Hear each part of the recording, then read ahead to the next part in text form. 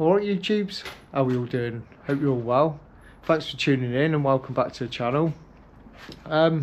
Today's video, I sound really deflated, don't I? Sorry about that. It's morning and I'm a bit tired. My leg hurts from playing football, so the job we're doing today, a fair bit of work to do on this car. It's a Audi A3 S-Line saloon, and it's in for damage to this wing, which is a little bit nasty. It's been caught here and it's all in on this arch here, on this line. Yeah, it's a little bit nasty. It's a bit of a tricky shape, this wheel arch. It's got sort of like a double feature line on it there. So this wing, we're doing the whole front end.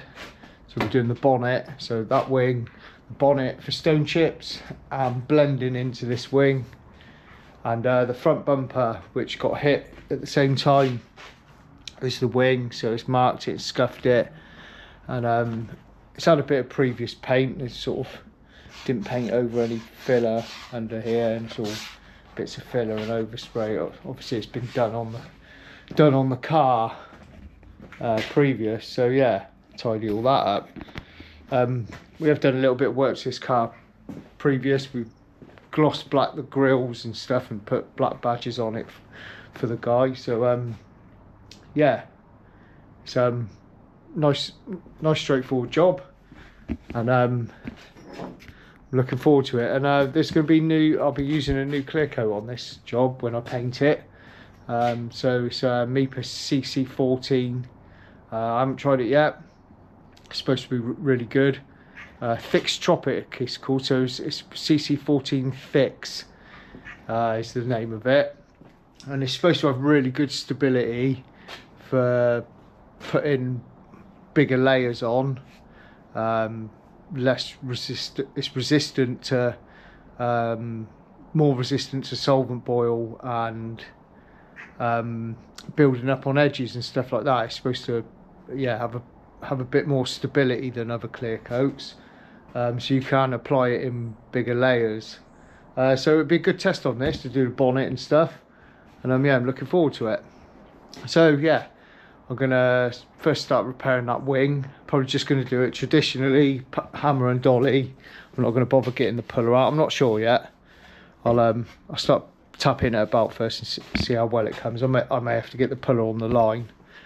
So yeah, I'll do a bit of footage on the repairing of this dent, and then yeah, probably some preparation, and then obviously the painting. And obviously it's already been stripped. Reese has already stripped it. So that's it. I'm going to get set up, get the camera set up, and get cracking on with this job.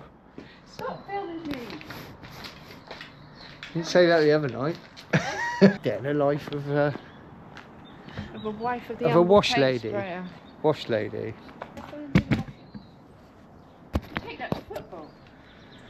Oh, I've been proper nonsense, haven't I?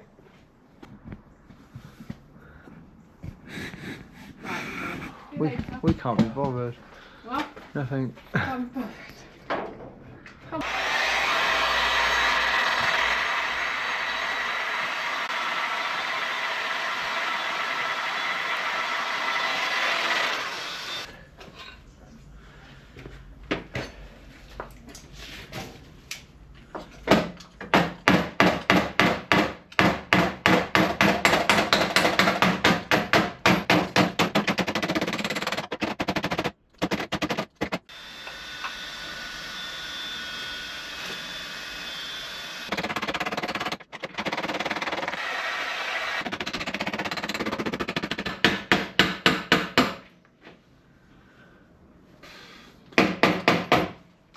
Would that be the...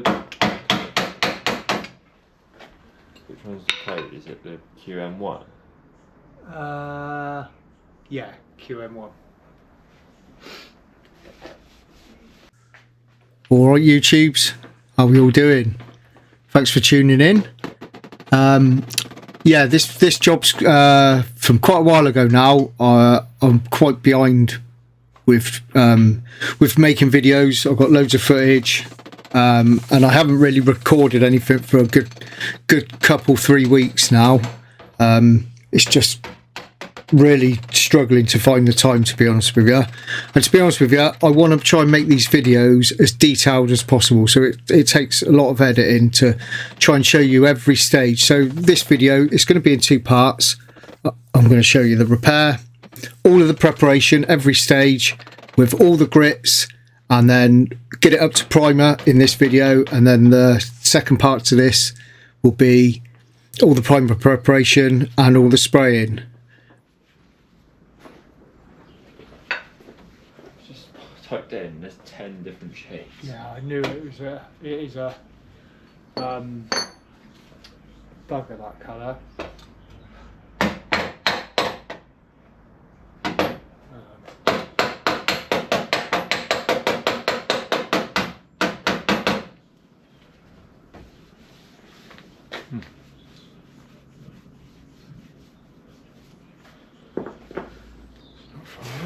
It's just come out of it. Yeah. Surface lips a little bit.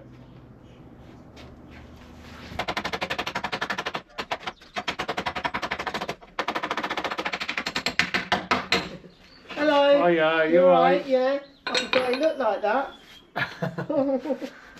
It's been a while, I suppose. Yeah, It's it been like definitely has. I'm sure Yeah. people at work probably thought, cross.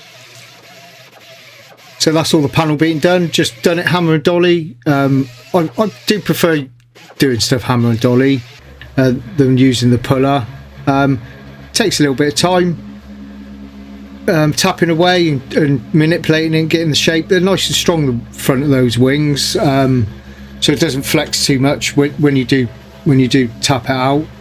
And yeah, I'm just trying to make my videos as detailed as possible. I know the channel is called the Humble Paint Sprayer, but I want to show you all the other stages up to the spraying, because let's be honest with you, the spraying's probably the easy part. It doesn't take that long to apply the paint, and you know, once you've got your technique down and muscle memory, obviously there's tricky colours and all the rest of it, and guns and all this sort of thing will come into it and your setup, but it's a muscle memory thing with spraying. So once you've sort of got that, you can adapt that muscle memory to different products, different guns and all the rest of it.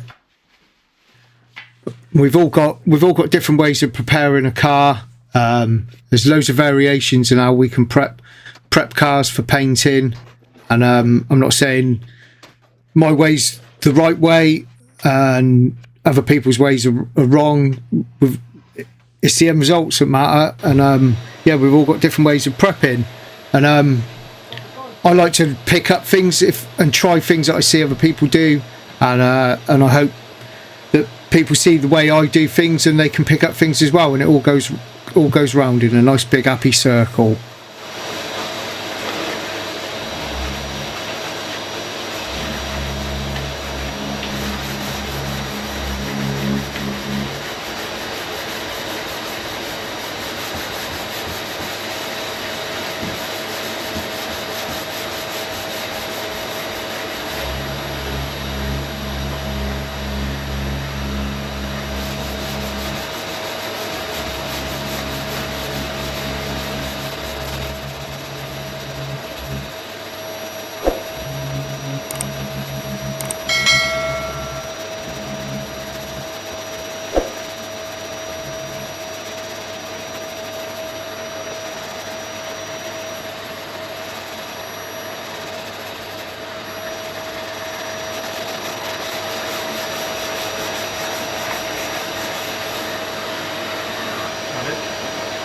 Feature lines are pain. Yeah. Have you got what? I know.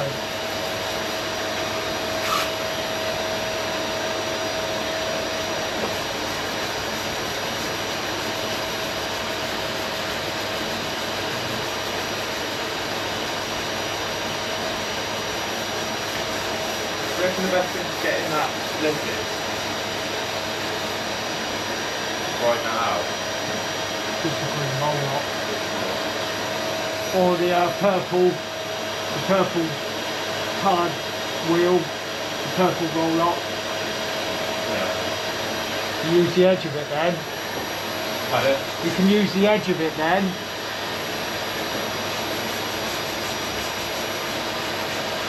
Does it go on the big one?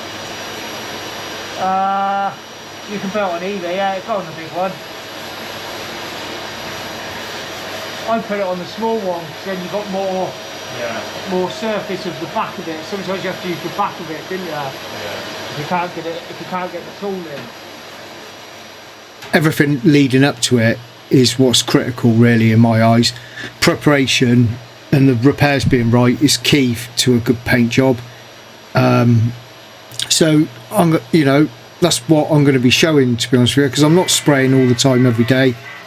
I'm doing all the other bits and bobs in between as well. So yeah, I honestly believe this is probably one of the most detailed videos on YouTube for car repair, where I'm trying to fit everything in, show you each stage, give you all the grits that I'm using, and we can explain the job until we're blue in the face. But you know, watching someone visually do it, you can sort of learn from that as well by copying techniques that you're doing with your hands. It's a job that you do with your hands. So yeah, I'm spending more time now, I think, for me, instead of trying to put videos out quick, I'm just going to take my time with them and try and show you as much detail as possible and give you as much information as possible, to help you if you're learning, and if you're having trouble with certain areas of the job. I want to try and sort of give you every aspect. The thing with YouTube, to get your views, and we all know when something's a disaster for someone, they get the most views, you know. And when things go wrong, it's natural for people to like seeing things go wrong and jobs going wrong and all that type of thing.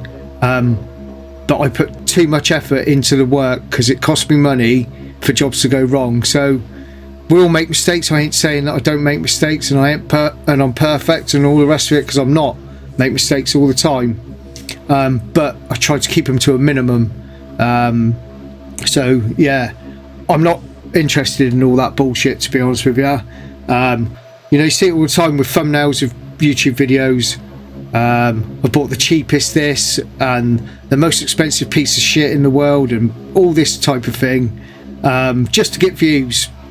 And it don't sit right with me, to be honest with you. You know, making thumbnails that ain't really about the video, and yeah, I know that's the way it is, and that's the way you get clicks and all the rest of it. But if I don't get clicks, I don't get clicks. I just want to make the videos look as best as they can, make my jobs look as best they can, and give as much information in the videos as I can as well.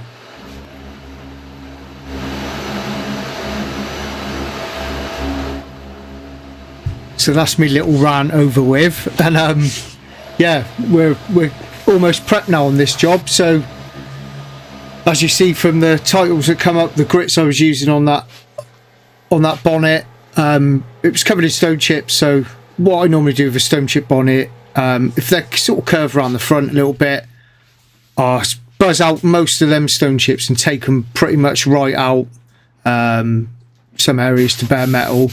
But if you start doing that across, I find if you do it over the whole bonnet, I'm going to be priming that whole bonnet. If you do it over the whole bonnet, try and sand out the chips individually or clusters of chips, you end up putting little divots and ripples in bonnets. I find it becomes a bit risky for that anyway, doing it that way. So I'll take them out of the front edges normally, because that's normally the worst part of a bonnet, stone chip wise, would be the front edge. And then the rest of it, I fill them in. So I just fill them in with fine filler, like dolphin glaze, that type of filler, just to keep the level, really. So just fill the chips in. You can't, for cheapy jobs, you can do dolphin glaze and chips, get the majority of them, and I've base coated straight over it. They're not perfect, you're going to miss some, and they do ring up a little bit. But yeah, this bonnet was pretty chippy, to be honest with you. So instead of sanding, like I say, instead of going around trying to sand all those chips out, get them out of the paint itself, and then priming it, I just fill all these in now, and then with priming it, if there's any you missed, or primer will get some to a certain extent, maybe not the bigger chunky ones, but your little fine chips, you know, a good few coats, you know, 3 or 4 coats of high build primer will pretty much fill them chips in, and you'll be okay. But yeah, fill them in first. That's what I do. Fill them in with dolphin glaze, get it primed, and then you can see off the sheen of the primer, you can go around and see if you can find any more. Normally do. I normally find a few here and there after I've done all that, and then you can address them with a bit more dolphin glaze on top of the primer, and I find it works, and I can get a bonnet pretty much chip free most of the time. Does it look nice and wet? Does it look nice and wet? Yeah. Like top coat? Yeah. Yeah, well, that should be fine. So it didn't look very chippy, did it? Look at it now. It did or it didn't? No, it didn't when it was sanded. You know what I mean? Yeah. You think, oh, it ain't that bad actually. You could just paint it. But all these little ones, they still show up. Like you couldn't. Primer would probably get a lot of them to a certain extent, but then there's a risk of it sinking as well. You just wipe in and wipe out on them, you know you've got like the bulk of it, and you know what I mean. Even that doesn't even really need rubbing, does it? So you put a bit of filler over, and then you see, don't you? I think always do it, like have a look once, do whatever you can, and then Yeah. prime it. Or you try to get them all before you prime it, you're still going to miss them anyway. And then if you just like prime half of it, Yeah, exactly. You might as well. and then you try and get the rest with this, you always get a little bit of ringing up around the filler sometimes if the chip's a bit chunky. But they're only little, man. Where's that little ding? It's gonna go off on me, isn't it?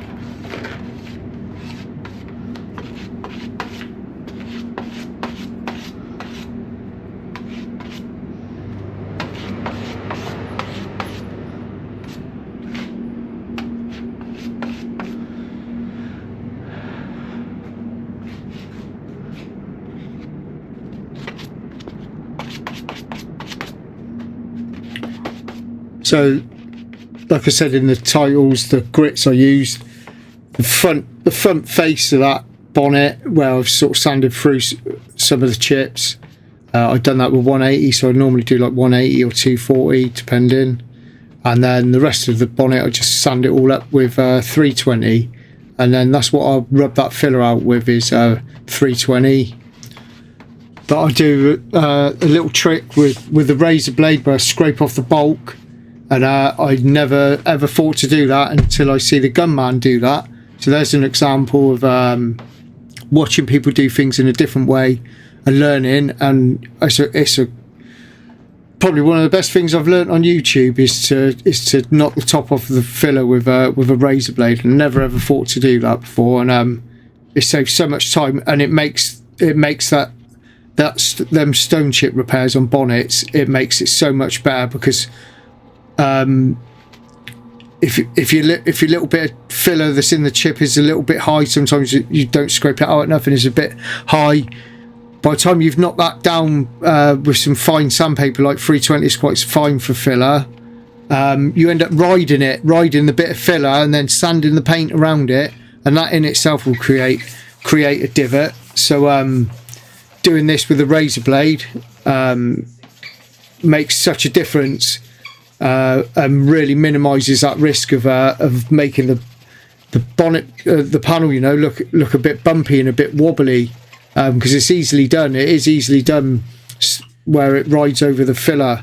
So yeah, big thanks to the gunman for that one. It's it's a great little trick, and yeah, I find it's best just to use a brand new blade. I've tried it with older ones, and it just doesn't work so well, but you find as well with these fine fillers like dolphin glaze and that, they've got a bit of a sheen, bit of a bit of a film on the top of them, so yeah, it clog up your paper straight away as well, so that doesn't help if you're trying to cut through a bit of filler. If it gets clogged up by the top layer, yeah, it's not cutting through.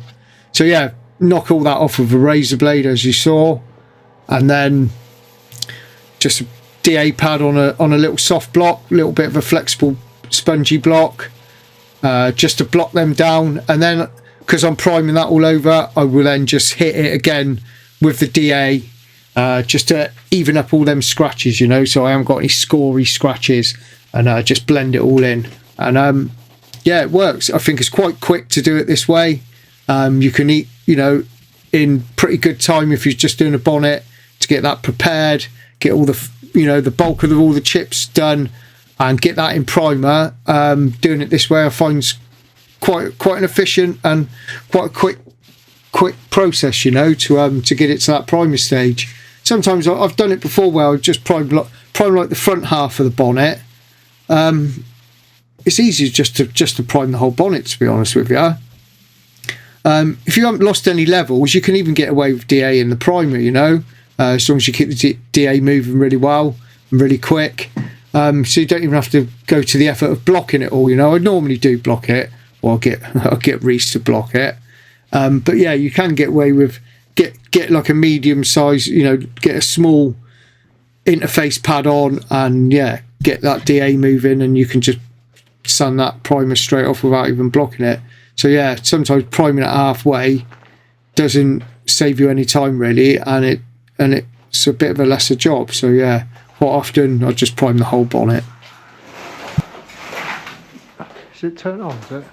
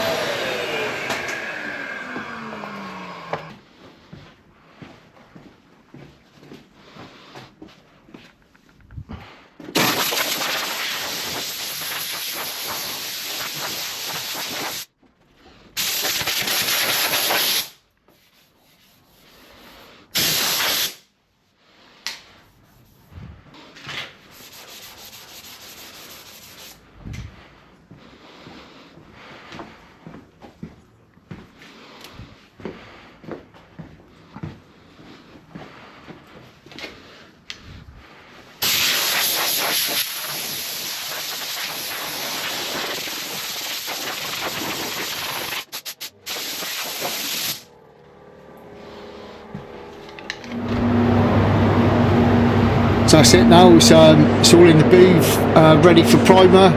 So Mipa 4+1, doing it in dark grey primer.